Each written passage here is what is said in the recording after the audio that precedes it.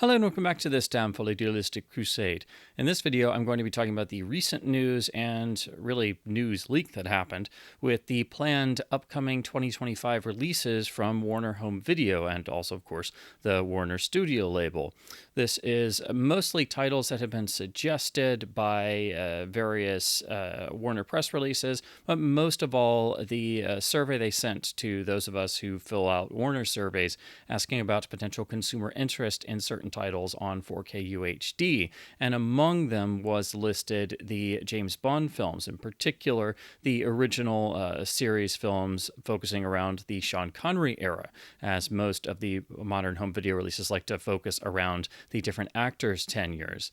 Now, the Bond films have been stuck in a horrible situation for a number of years, all tied to horrible Lowry Digital handled masters that date back to 2004-2005 and were first released in the US on the 2006 Ultimate Edition DVDs. First in these 4-volume sets that took a while to get out and were filled with technical problems, color timing issues, sound issues, as all the films had horrifyingly bad new defective remixes from Mikasa Studios for everything up to and including License to Kill. So the first 16 films from the pre-digital sound era had horrible sound remixes that they've been stuck with ever since. Now the Blu-rays themselves came out a number of years later, over a period of time as well. They are a hot mess of issues. They also come from a variety of masters. Not all of them seem to use Lowry Digital materials. Some go to older masters like GoldenEye, some go to seemingly newer masters, but confusingly, all of them, for the most part, carry the same Lowry Digital credits. And on top of that, Lowry Digital did not do all of the films originally for the 2006 Ultimate Edition DVDs in the same way. Only certain films were purportedly 4K scans of the original negative and then worked on by Lowry Digital with all of their terrible practices like grain removal and then putting back some sort of grain in the image after the fact, leading to horrible frozen grain artifacts and denoising of the image. Also, the color timing issues remained, but then the other films, they simply worked from video masters provided by MGM UA. So not all of the original Lowry Digital masters were actually brand new scans, and some of them were actually defective, which is why The Spy Who Loved Me was a horrible image on the Ultimate Edition DVD and was thrown out for the Blu-ray, which goes to an entirely new scan, and I believe that was not anything to do with Lowry Digital. And then GoldenEye reverted to an older MGM master with lots of DNR that people love to complain about, and rightfully so, and that was because the Lowry Digital master was severely cropped on all 4 sides, possibly because they were given a different source that had that cropping baked in, maybe for TV airings. So there's a litany of issues that exist with the James Bond films, and they've had 4K masters that were done years ago and only as SDR 4K masters.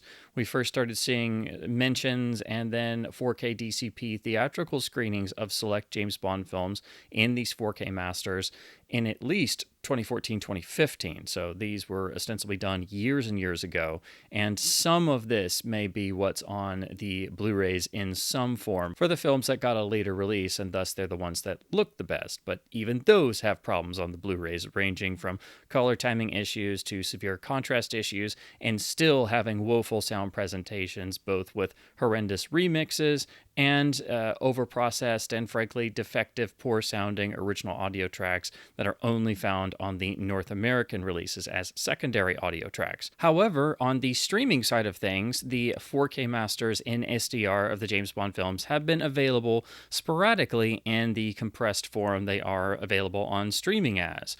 Sometimes you're able to purchase and download these, but for the most part, they are exclusive to streaming services, and you have to be subscribed to that platform while they're available. And when you look at these, they are all marked improvements over each and every film's Blu-ray presentation. So there seemingly has been new work done. The color timing has been improved, but it's unknown when and where these were made and who made them, but they are still these same 4K SDR masters that have been literally sitting on a shelf for years. And there seems to have been no new work done to them. They do not exist in an HDR form and seem to be, frankly, outdated by 2024 standards.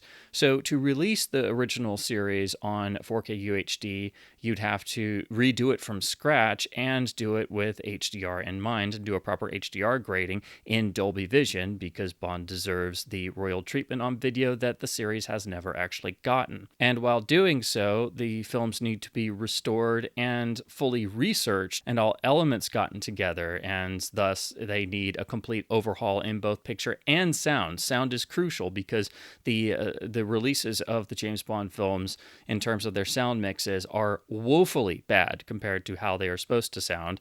And I myself have been doing years of detective work in terms of researching the transfer and especially the audio histories of the films, trying to identify where you can find the best sounding version of each film's original sound mix. And unfortunately, that gets very difficult because I've had to go all the way back to the dawn of home video for most of them. And if that was not enough, there are many reports, rumors, indications, and actual documented evidence of certain films having alternative audio mixes that have not been released on home video, not been restored, and lost to time, really. There are the films that had confirmed 70mm blowups, which meant they would have had 6-track magnetic stereo mixes, in addition to mono or Dolby Stereo. There are the films that are unconfirmed, but possibly had 70mm blowups as well. There are the films that were released in one form, such as The Spy Who Loved Me. The general release was a mono mix, and then the 4-track stereo premiere mix was rediscovered and put out on Laserdisc, and we've only had remixes of that ever since, and the original mono mix is now locked only to the early 80s time-compressed pan and scan copies of the film. And most of all, Thunderball exists in 2 entirely different audio mixes, complete with differences, and only one of them is available in some form on home video releases in terms of modern releases. I made a whole documentary covering the 2 audio mixes, my sort of educated guesswork as to why 2 mixes exist, and that one was an original British mono mix, and then the other was done for the US and international markets, as it turns up on all US prints and most other versions. On home video, the British mix, or Mix A as I call it, is what you found because they used British print sources, and in 1995 when MGM did their Dolby Surround stereo remix for the Laserdisc box set, they used the US International Mix B as the source. So it's not true mono, and it has been basically upmixed and processed several different times, but at least it's a version of Thunderball's original audio, but it's only Mix B. So there are 2 mixes of that film that need to be properly restored and presented on disc, in addition to actually restoring the picture, which still requires a great deal of work to properly present it with its full luster that unfortunately no video version has ever been able to do. So again, there's a whole litany of problems, and it's interesting to note that it's possibly Warner who's going to do the release, because this is an internal image from some sort of Warner meeting. It looks like part of a PowerPoint. There were 2 images that have been circulating around the internet showing a lot of Warner titles that are hitting anniversaries are purportedly going to get UHD releases, and this, of course, includes things that have been long overdue, such as the Lethal Weapon franchise. But it's interesting to look at it for Bond because, of course, we had the Amazon buyout of MGM, who, of course, also got the United Artists Library at that point, and 50% of the James Bond franchise. So they are now co-owners with Eon, as essentially Amazon has taken over the MGM UA side, which actually took over Harry Saltzman's 50%. And that dates back to Saltzman selling his shares of the James Bond franchise to United Artists Transamerica in the mid-1970s. When his and Cubby Broccoli's partnership broke up. So I always assumed that there was a lot of red tape to go through, and there's also not been seemingly any desire on Eon's part to actually revisit the original films, let alone properly restore them, as the last restoration process spearheaded by Lowry is not only extraordinarily out of date, it was extraordinarily problematic, filled with issues, none of which were ever really properly addressed, and most of all, the audio situation on the first 16 films in particular, with some quibbles about the Brosnan films having not as good audio as they should, but the audio situation on the first 16 films is dire, and especially when you look at the films that had the horrendous 5.1 remixes by Mika Mikasa Studios. And the Thunderball one they did was so bad that it was actually removed for the Blu-ray release. So some of the Blu-rays did thankfully revert away from those, but unfortunately it was only one or two. So there's a whole amount of material to go through. You basically have to go in and start from scratch with each and every Bond film and try to make as premium and deluxe and archival restoration as you can. Well, it looks like Warner, of course, is now handling the MGM library, so it seems like they're trying to test the waters with releasing some of the original James Bond films, which is understandable. It's hard for anybody to just come out with 20 films all at once. And it should be stressed that it really should be 22 films they're looking at, because Eon and MGM did, of course, recapture the rights to the 1967 Casino Royale spoof film and the 1983 unofficial Never Say Never Again. And then they quietly let both films go out of print on their respective Blu-ray releases, neither of which was up to a proper technical standard, as they're both extremely outdated masters with overprocessed audio, or in the case of Casino Royale, no form of the original mono mix at all. So both of those films need brand new restorations and 4K masters. They do have a fan base, and they are, of course, unofficial in regards to the Eon series, but there's no reason they can't be properly restored, taken care of, and released, because Warner, if they're handling the official 20 original films, they can also handle those two, because there's no ownership issues, as those two films went to MGM and Eon. So the sort of self-imposed moratorium to try and make people forget those films exist needs to end. Both of those films really need new scan work and new audio restorations, though nowhere near as much as the original 20 films, which are, again, stuck in a variety of problems. So in this information, Warner has listed a tentative June release date for the Sean Connery era of James Bond films on 4K UHD, but interestingly, it's one of the items listed as to be confirmed. So I don't know if this is just a placeholder, or if maybe they don't know if they have all of the rights due to Amazon being involved. That would be my question, because we're just having to basically guesstimate as concerned fans who have been hoping for the series to properly get restored and reissued to finally do away with the extraordinarily problematic Blu-rays that are all, for the most part, dating back to horrendously poor work by Lowry Digital and Mikasa Studios that technically goes all the way back to 2004, and it wasn't even good back then. But with this being announced for 2025, that doesn't leave a lot of time, and it's presumed, and now being sort of bandied about by some of the industry sources, that Warner is looking at just releasing the currently existing 4K masters on UHD discs basically as is, and presumably with the same piece of filth Mikasa Studios 5.1 remixes that should be burned and never reissued ever again. That also means no restoration of the original audio mixes, which they are in dire need of, as I'll discuss in the next section of this video. But the real worry is if they're going to just use the existing 4K masters.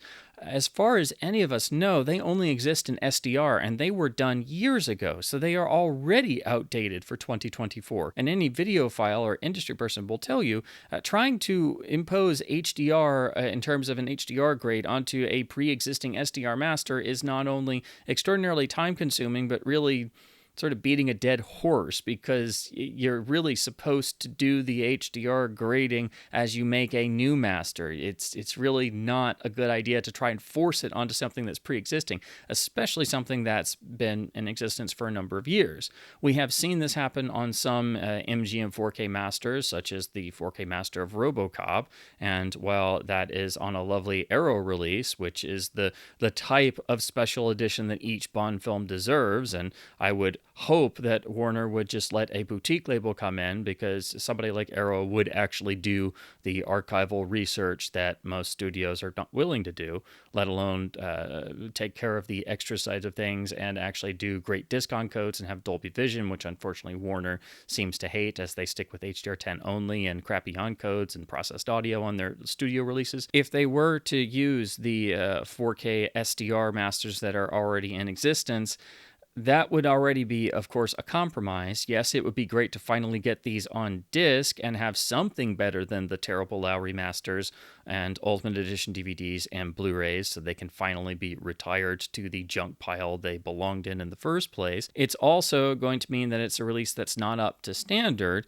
and a lot of people complain when labels release 4K UHDs that are SDR only of older masters, so it's not often done. So most studios would probably then try to implement HDR after the fact, and that would be my real worry here, as Warner has a really checkered history with HDR on catalog titles to begin with, and they're only doing HDR10 when they do releases, as they don't pay for Dolby Vision, and their encodes are never very good. Sometimes they're downright atrocious, and the studio label is just notorious for their corner-cutting practices. So the fact that this is Warner involved does not leave me with the greatest sense of hope, although it could be worse. It could be Paramount, and then we'd be screwed. Although, ironically, it's kind of fascinating in a way that it's Warner handling the Bond films because, of course, as you see behind me, they handled a lot of the international and foreign video releases throughout the 80s and 90s. So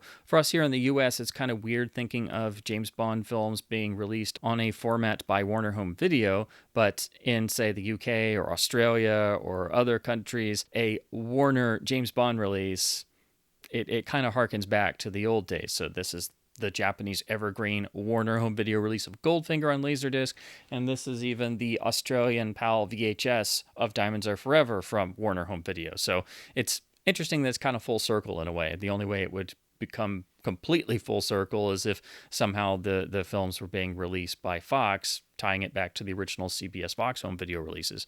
But Warner was right there in the early days in the international releases as well. To briefly mention what you have to do at present to source the best presentations in terms of audio fidelity and having the least amount of post-processing applied, to briefly go through just the Sean Connery starring James Bond films to explain what you as a fan have to do in order to source the original mono tracks of these films in terms of the original sound mixes in their best quality with the least amount of audio processing and the greatest fidelity. It is unfortunately a bit of a patchwork affair and quite sad, but this is what I've been able to discover after years of research and purchasing countless James Bond editions and seeing different prints on both 16mm and 35mm and just cobble this stuff together, because who else is going to do it? For Dr. No, in order to have the best presentation of the film's original mono mix, you have to go to the digital PCM track on the Criterion Collection Laserdisc release, which also has the famous commentary that was requested to be pulled,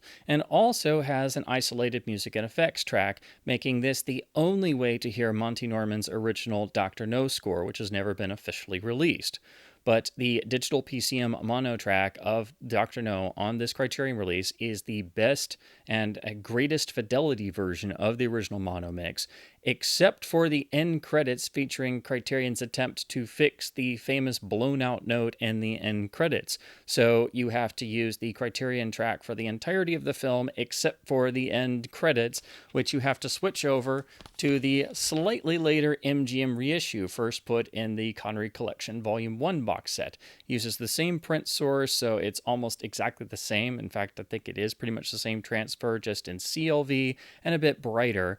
But this does have the end credits untouched. So basically, for ultimate fidelity, you have to use the Criterion for 98% of the feature, and then for the end credits, switch over to the MGM PCM source, and it's of course mono as well. It should also be mentioned that the Criterion Laserdisc of Dr. No is, as far as I'm aware, the video edition that is the closest to original dye transfer Technicolor prints that I've been able to see, and that in and of itself is quite sad because that's a disc from 1991. For Much With Love is thankfully quite a bit easier. The PCM mono track on the MGM letterbox release here in the Connery set later releases a standalone. This was the first letterbox presentation of the film and a new mastering. This is the best presentation of From Russia With Love's original mono mix that I've been able to find. It is far superior to every other version, and all versions after this point have had degrees of processing, and then you get to the lossy mono track on the North American Blu-ray, and it's just it's pathetic in terms of how much noise reduction and how much overprocessing it's had. It sounds like a shadow of its former self, which you can thankfully hear on this. So if you're not actually restoring the film's audio track, you have to go back to the MGM 1992 Laserdisc release in terms of this box set's mastering. And again, the later standalone release with poster artwork is pretty much the same disc. For Goldfinger, you have to go back a little bit further to the MGM UA 1988 home video mastering. This was still in the 1.33 aspect ratio, so not the original British 1.66, so it's opened up a bit and loses some on the sides. It's obviously a bit bright because it's a 1988 video master on Laserdisc and VHS, but this has a straight transfer of Goldfinger's mono mix with seemingly no major audio processing. It has greater fidelity for the original mono mix than any other presentation that has been made in the years since, and it has the original title song in its original mono, as after this point MGM stereoized it for a while. So this is what you have to do to get Goldfinger sounding the way it should. And since the Laserdisc is analog mono only, the VHS has a hi-fi track, which is technically superior quality, and I had to purchase a sealed VHS copy in 2024 to try and source a better condition copy of the mono mix. And when you have either of these, in spite of it being older analog formats and releases from 1988, this is so far superior to every other version of the film's original mix, it's not even funny, and don't even get me started on how bad the Mikasa Studios 5.1 remix is. Norman Wanstall, who did the sound effects for Goldfinger and won an Academy Award for his work, has publicly said how bad the 5.1 remix is, and if that doesn't convince you, I don't know what will. If all of this wasn't already enough depressing, for Thunderball, it's of course really complicated because you have the two different mono mixes from the 1965 theatrical release with unique differences, difference in dialogue and music. I of course made an entire documentary just about the two Thunderball mixes, but to briefly summarize and what you have to do in terms of video releases to get a version of both, for the original Mix A mono, the best fidelity you have is the 1984 CBS Fox Hi-Fi on the VHS release. But of course this uses the British print, and so it is cut missing a scene, and so you have to use later releases such as the 1989 letterbox Laserdisc to splice that scene's audio back into a capture of this, and then try to make sure those match to then have a complete version of Mono Mix A with the best fidelity. This mix was on all home video releases up until 1995. 1995 is when MGM UA made this deluxe Thunderball Laserdisc set with new extras in the film in full CAV with a spiffed up new transfer. It was claimed as a restoration, but merely was a CAV spiffing up of the original letterbox mastering that actually dated back to the 1989 Laserdisc release. But this had a brand new stereo remix of the film that was encoded in Dolby Pro Logic, so matrix surround with a mono surround, and it put John Barry's score in as stereo, but it had some original stems. This was the first film that they had original stems for, which is why they never remixed the first three films, and why the remixes of the first three films in the terrible Mikasa Studios 5.1 remixes are probably the worst of those. But in any case, Thunderball's source, what they used is the Mix B, so this has all the differences as compared to the Mix A mono that was on all past releases. So this, while it plays back as stereo or stereo surround when decoded, and it's not the true original mono mix, it's at least based on and using the Mix B as its source. This became the de facto standard on all releases from 1995 up until the present, so for almost all releases, really except one, you've got some version of this. Now, unfortunately, there is a slight mastering error in this in terms of the audio. There's an error and flaw in the opening gun barrel. That was quietly fixed for the 1998 final Laserdisc reissue of the film in CLV here on this disc, but this also upmixed the Matrix stereo track to a discrete 5.1 AC3 Dolby Digital track, and both of these had the opening gun barrel error fixed. The 5.1 was also ported over to the special edition DVD release, so that's very easy to source. In 2006, when we got the Ultimate Edition DVD, which had a rather screwy-looking Lowry Digital Master, Mikasa Studios did do a 5.1 remix for this, and this had all of their usual tomfoolery with new sound effects, moving the sound around, but it actually did have the wrong score in a spot or two, and one of those is a unique cue that nobody knows where it came from. So So this was dropped for the Blu-ray releases, which reverted to a version of the MGM Stereo remix. So this is basically the only release since 1995 that doesn't use some form of the MGM home video remix. This also had a mono track on here that was actually a weird hybrid of the two mono mixes. It was actually mono, but it mixed the two mixes together, and so it had some of the differences of each, and it had so much post-processing applied to it that it doesn't sound good at all. So this does prove that those two mono mixes do exist somewhere, because they were accessed and transferred and then manipulated like crazy and mashed together for this 2006 DVD. If that wasn't complicated enough, when you switch over to the Blu-ray, which uses a different video master, so it's not the same as the Lowry version, so apparently somebody went back to an earlier form or just flat out rejected the as-is Lowry digital DVD master.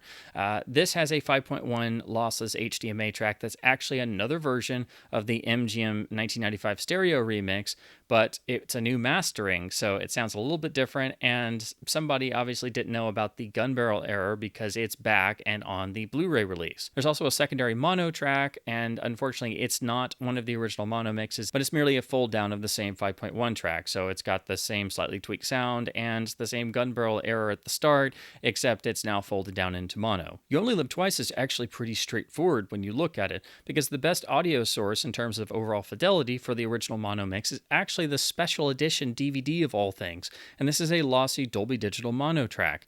For whatever reason, this escaped without any major processing and is the best sounding release of the film's original audio on any consumer video format, even better than the Laserdisc releases.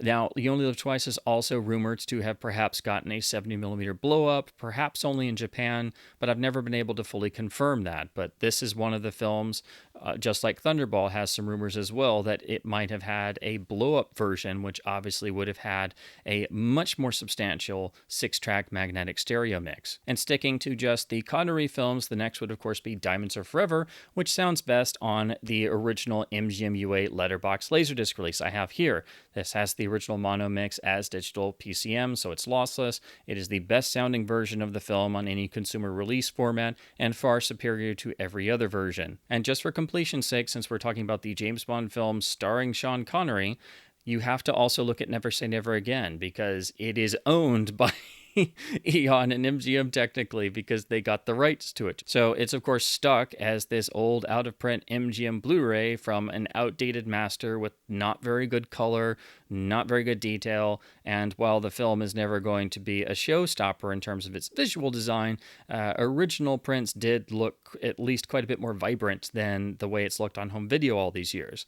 This has a 5.1 lossless HDMA upmix of the original Dolby Stereo. This film also got a 70mm blow-up, which would have had 6-track magnetic stereo in 1983, so I don't know if the 5.1 is somehow based on that. I don't think that it is, because it sounds just like an upmix of the Dolby Stereo, which is a lossy track on here. This film certainly does not have the most impressive sound design in the world in terms of the final mix, but the letterbox Laserdisc reissue from the mid-1990s, ironically released by Warner Home Video, is the best sounding version of the film in its original mix. This has the best fidelity, and in spite of it being, frankly, a rather wimpy mix for 1983, and it not being discrete or anything, I think it does sound superior to both of the options on the Blu-ray, which have various degrees of processing applied to them. Now, short of actually going and finding the 6-track source mix and freshly transferring and restoring that alongside the Dolby Stereo, this is the best sounding iteration of the original mix of Never Say Never Again. So, why I tell you this, Warner? I have been advised of everything that you might possibly be able to do with the James Bond films, and as a lifelong James Bond fan who has worried for years about the preservation status of the original series, I really want to help do some good. I'm really fearful that if Warner does do this planned release of only some of the films, that they're just going to try and toss out what currently exists in terms of the 4K masters with horribly defective and insufficient audio presentations. And while that would at least be better in picture than what we have on the frankly terrible Blu-rays, it is not the sort of presentation the original James Bond films deserve, and they still require a full-scale from the ground up restoration for each and every one of the films. But if you must only do a sort of first taster release of some of the films and you're only going to put out what currently exists, or if there are somehow 4K HDR masters that none of us are aware of that have just been sitting on a shelf for an indefinite amount of time, which of course would be the much better turn of events. In any case, I'm simply making this video to not only hopefully make people and the Warner Studio label aware of just some of the myriad of issues that surround the preservation of the James Bond films in terms of the original series and how they've been neglected and how this has continued to just build in intensity over the years. I'd also like to say, please let me help. I mean, I don't know what else I can do in terms of I spend most of my waking hours thinking about the James Bond films and worrying about their preservation status. So if any of this is at least somewhat informative, I will gladly donate all of my research. I'll send all of my audio captures to whoever or wherever I have to. I will literally send all of this stuff right now. I would just love to be able to try and contribute something to this release, because I don't want there to be just another reissue of what looks like some of the original James Bond films that is not done as good as it can be. I understand there's probably not a budget to go in and do full-scale from-the-ground-up restorations of 22 films, if you add in the 2 unofficial films that Eon and MGM have complete rights to. But it needs to be done, and I'm hoping that somehow this has been done and we just didn't know about it and they've not been released, and it's even better than what we have on the SDR masters glimpsed on streaming. But with more people reporting in on this leak of the proposed Warner 2025 release schedule, and places like the Digital Bits saying that it's just going to be the Lowry Digital Masters released on UHD, so the same old masters release, that in and of itself isn't quite true, because some of the Blu-rays are already getting away from the Lowry Digital Masters. So there's different versions of the Lowry Masters, just as there were different types of Lowry Masters done back in 2004, 2005, in terms of what each film got in terms of treatment. And it seems like at least some of the films have gotten newer scans, as evidenced by the best of the Blu-rays we've gotten, and the improvements that can be glimpsed watching the 4K SDR masters, even just in the streaming forms that we have.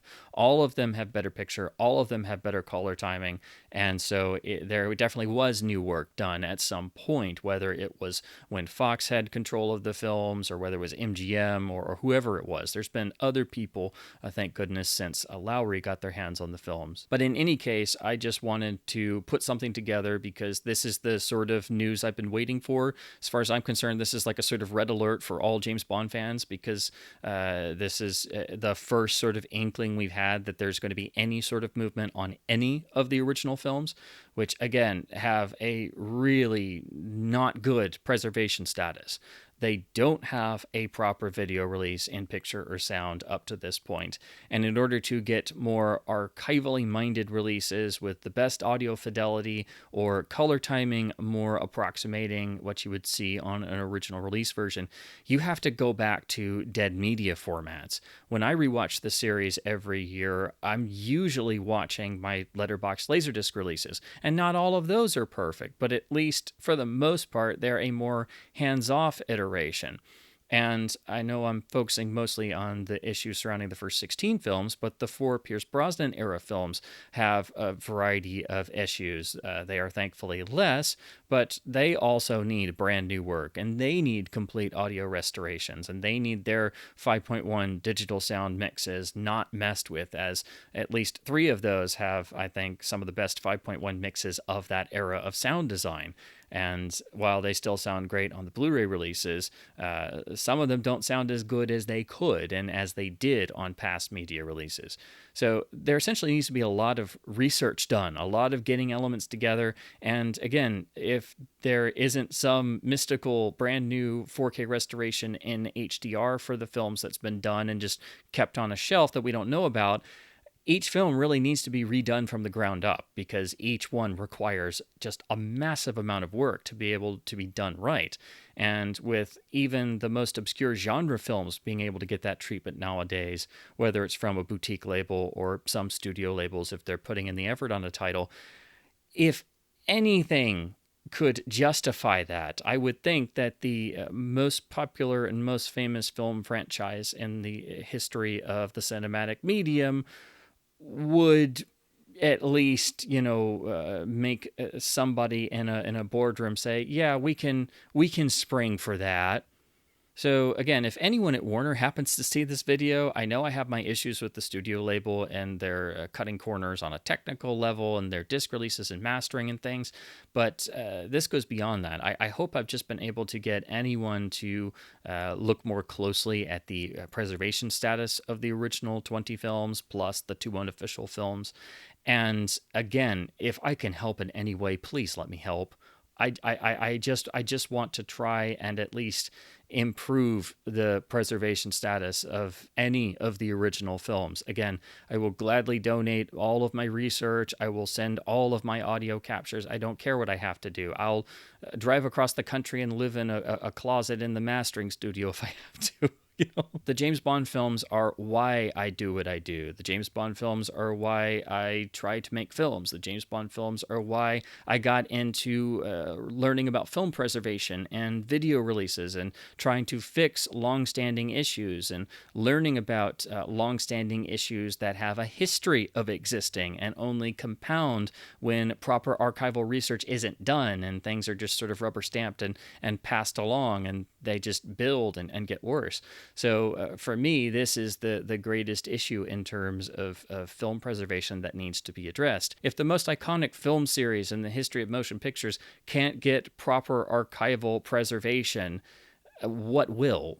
So that's, again, I'm just making this video because this is the first inkling we've had of any sort of movement on a release of any of the original James Bond films. All of them need a complete restoration overhaul in picture and sound and need a new search made of vault elements to try and uncover stuff that's been gone for decades that needs to be restored if it still exists.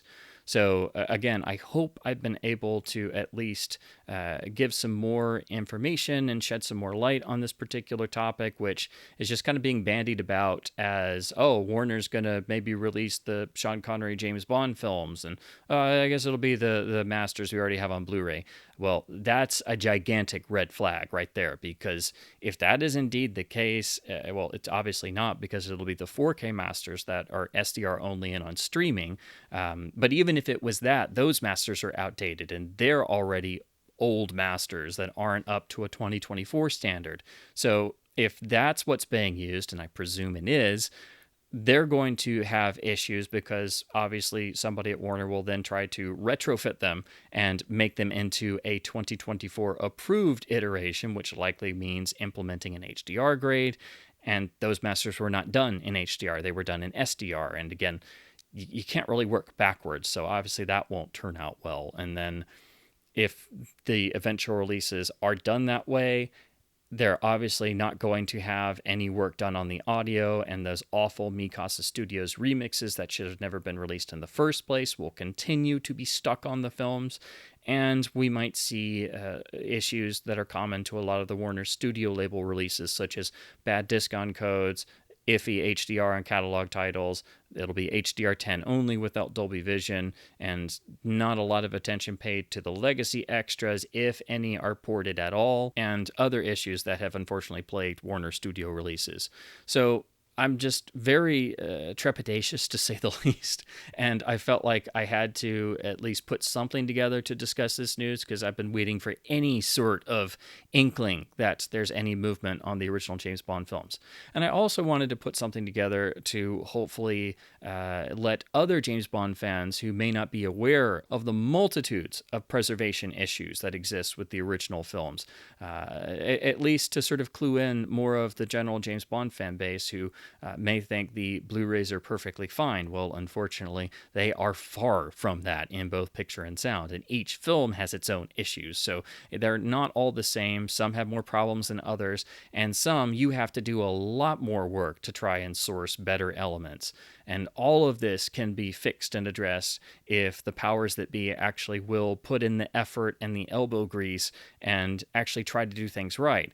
They need to try and do the same type of work that the wonderful team at La La Land Records has done with their soundtrack releases of the James Bond films to date. They have done incredible restoration work. They have scoured archives trying to find different elements. Sometimes they're not successful, but they have tried with each release, and they've produced beautiful restorations. They have done better work for the soundtracks than any of the film studios, whether it be MGM or now Warner involved. So that's the type of release we need for the films. Something on a 4K UHD release can and should be done to the same quality standard as the La La Land soundtrack releases. So that's what I hope to see. That's what I'd like to encourage. And if I can contribute in any way, I will donate anything I can, as soon as humanly possible. So I doubt anybody at Warner will ever see this if this indeed comes to pass. But just in case that you do, I'm literally begging you, please let me help.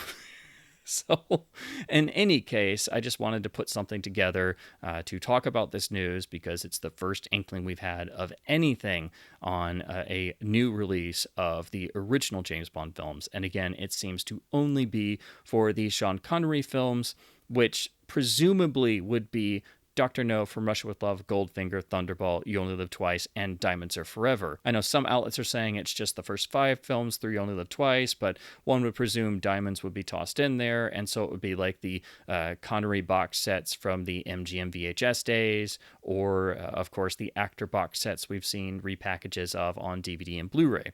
I would also suggest that, if they're going to do a Connery set, since they have the rights, you might as well also include Never Say Never Again as a bonus film. It won't cost you any more because you have the rights to do so, as MGM was able to get that film. And it would also get it out of moratorium because people are paying obscene amounts for, frankly, the crappy old MGM Blu-ray of an old master. So in short, I hope my babblings about the world of James Bond and the sad preservation status of the original series has been at least somewhat fun and informative. I encourage all Bond fans to support any release of the original films, whether it is complete or not, because doing that will tell Warner that we want these desperately, so you can go ahead and do the other films. But I'm just really afraid it's going to be yet another extraordinarily compromised release, so that's why I put this video together, to hopefully shed some more light on at least some of the myriad of problems that surround the original 20 films, plus the 2 unofficial films. So as always, please do keep supporting both studios and boutique labels by buying films on disc in order to help keep both physical media and film culture alive. And as always, keep bonding, and thank you ever so much for watching.